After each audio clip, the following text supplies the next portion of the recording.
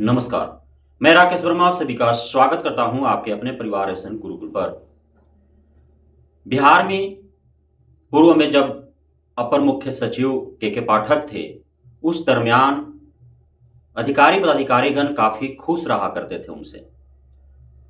भले ही अधिकारी पदाधिकारियों को कार्य अत्यधिक दिए जाते थे, उनके द्वारा प्रत्येक दिन कई कई बार पत्रांक जारी कर विभिन्न प्रकार के कार्यों हेतु दिशा निर्देशित किया जाता था और बेहद कम समय में कार्य को पूर्ण करने का दबाव रहता था।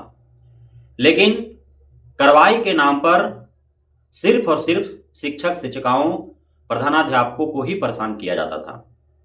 के पाठक के दौर के दरमियान पूरी तरह से अधिकारी पदाधिकारी कर्मचारी सुरक्षित रहते थे। हजार गलतियां अधिकारी पदाधिकारी कर्मचारी के द्वारा किए जाने के उपरांत भी उनके सारे गलतियों का सजा शिक्षक शिक्षिकाओं को ही भुगतना पड़ता था।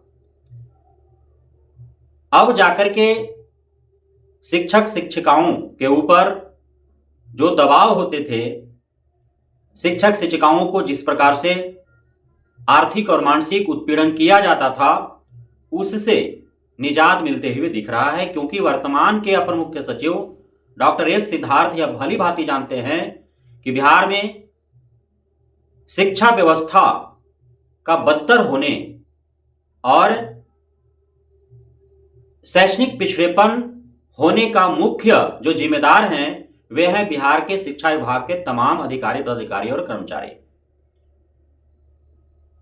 डॉक्टर एस सिद्धार्थ को भली भांति पता है कि किस प्रकार छोटे छोटे कार्यों के एवज में बीओ कार्यालय, डीओ कार्यालय के अधिकारी पदाधिकारी कर्मचारी के द्वारा शिक्षक शिक्षकों और प्रधानाध्यापकों से घूस स्वरूप पैसे वसूले जाते हैं। इसलिए डॉक्टर एस सिद्धार्थ जब से अपर मुख्य सचिव के तौर पर पदभार संभाले हैं, तब से उन्होंने प्रत्यक्ष संपर्क साधने का प्रयास किया है स्कूल के शिक्षक शिक्षिकाओं और प्रधानाध्यापकों से। तमाम तरह के प्लेटफॉर्म उन्होंने तैयार किया, तमाम तरह के प्लेटफॉर्म उन्होंने उपलब्ध कराया ताकि शिक्षक शिक्षिकाएं, छात्र छात्राएं एवं उनके अभिभावकगण प्रत्यक्ष रूप से संपर्क साध सके एसीएस से और उनसे ग्राउंड लेवल की जो शिकायतें हैं वो कर सके। व्हाट्सएप नंबर जारी किया गया है, टोल फ्री नंबर जारी किया गया है और अभी जिस नंबर से वीडियो कॉल कर विभिन्न विद्यालयों का निरीक्षण वो कर रहे हैं, औचक निरीक्षण कर रहे हैं वीडियो कॉल के माध्यम से, वो नंबर भी पब्लिक कर दिया गया है। तो जिन भी शिक्षक शिक्षिकाओं को किसी भी प्रकार की शिकायतें हैं प्रधानाध्यापक से, अधिकारी पदाधिकारी कर्मचारी से, डायरेक्ट उनकी शिकायत एसीएस साहब के मोबाइल पर कर सकते हैं, कॉल करके, मैसेज करके, व्हाट्सएप के माध्यम से।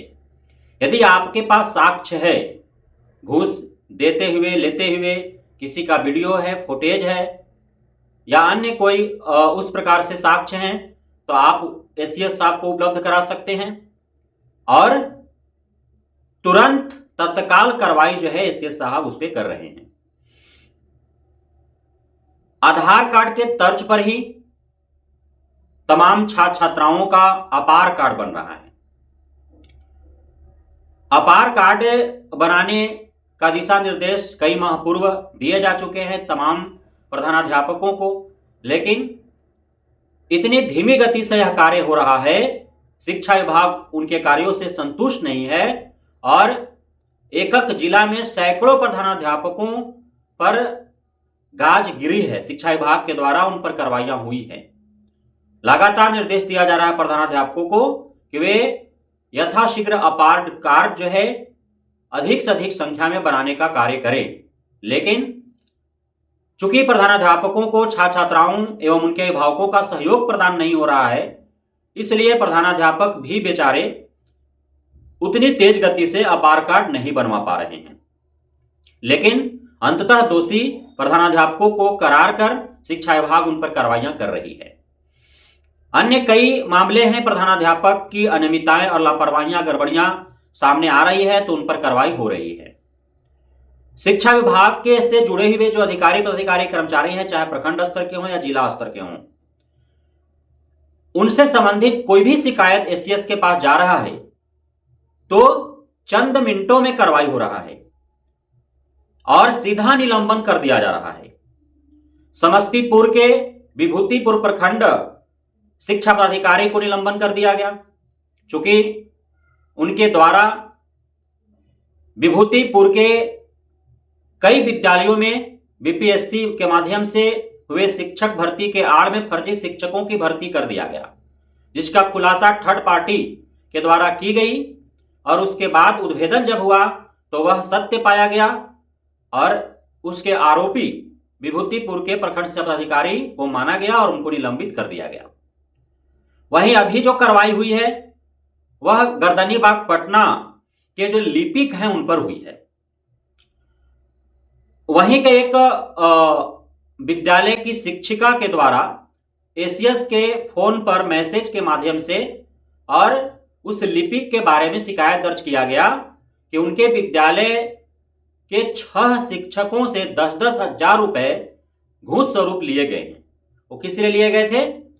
तो चूंकि वे 6 शिक्षक जो थे वे अनुपस्थित थे और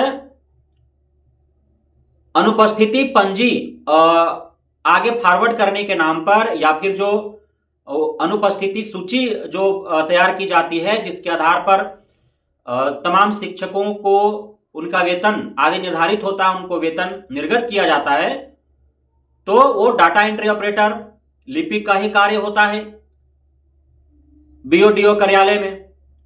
अब उनके द्वारा जो है 10-10 हजार रुपए का डिमांड किया गया। हालांकि गर्दनीबाग पटना के लिपिक को तो यह सजा मिल गई, निलंबन उनको कर दिया गया, लेकिन मैं दावे के साथ कह सकता हूं पूरे बिहार के 38 जिला के लिपिक की यदि बात किया जाए तो कोई लिपिक दूध का धुला नहीं है। हर जगह यही कहानी है। भले ही कहीं 1000 ही लिया जाता हो, कहीं 5000 लिया जाता हो, कहीं 10,000 लिया जा रहा है, लेकिन प्रत्येक जगह शिक्षक शिक्षिकाएं जब मेडिकल लीव पर जाते हैं और उसके उपरांत जब वे ड्यूटी ज्वाइन करते हैं, 1-2 माह बीत जाता है, उनका अनुपस्थिति पंजी या सूची आगे फॉरवर्ड नहीं की जाती है लिपिक के द्वारा, जब तक उनको पैसा नहीं दिया जाता है 1000, 2000, 5000, 10,000 तब तक। अन्य कई मामले हैं, मसले हैं और सिर्फ लिपिक ही नहीं, कहीं बीओ पैसा खा रहा है, कहीं डीओ पैसा खा रहा है, तो कहीं डीपीओ पैसा खा रहा है।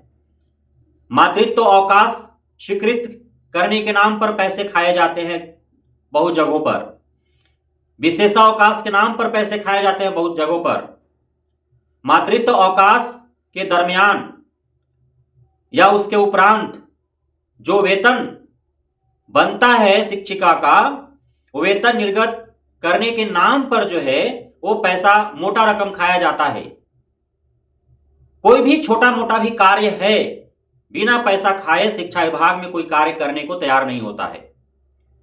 लेकिन सभी शिकायतें एसीएस के पास पहुंच नहीं पाती है, क्योंकि 500, 1000, 2000 रुपया जो शिक्षक या शिक्षिका घूस स्वरूप कहीं ऑफिस या कार्यालय के किसी भी कर्मचारी अधिकारी को देते हैं तो मस्तिष्क पर उतना लोड नहीं लेते हैं और वो सोचते हैं कि चलो जानो दो, 500, 1000, 2000 रुपए के लिए क्या शिकायत करना है।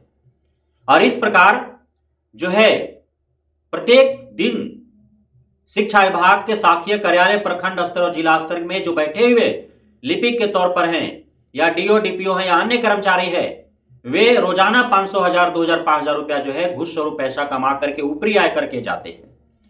तो इस प्रकार के खेल तमाम जगहों पर खेला जाता है। लेकिन मैं गुजारिश करूंगा शिक्षक शिक्षिकाओं से कि आप काम करवाने के एवज में सर्वप्रथम कोशिश करें कि बिना पैसे दिए ही आपका कार्य हो।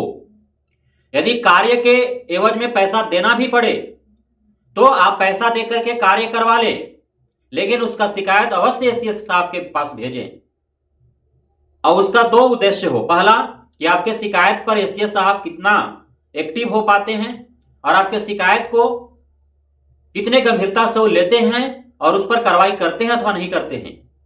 दूसरा कि आपके शिकायत के उपरांत भी जिसके विरुद्ध आपने शिकायत किया वह पुनः उस कार्य में संलिप्त है, उस कार्य को कर रहा है या फिर छोड़ दिया, तो इसलिए आप पैसा देकर के कार्य करवा लें, अपना काम निकाल लें, लेकिन आप अवश्य उसकी शिकायत भी करें एसीएस साहब से, ताकि आप तो भुगत चुके, लेकिन आपके बाद किसी को घूस न देना पड़े किसी भी सही कार्य के एवज में।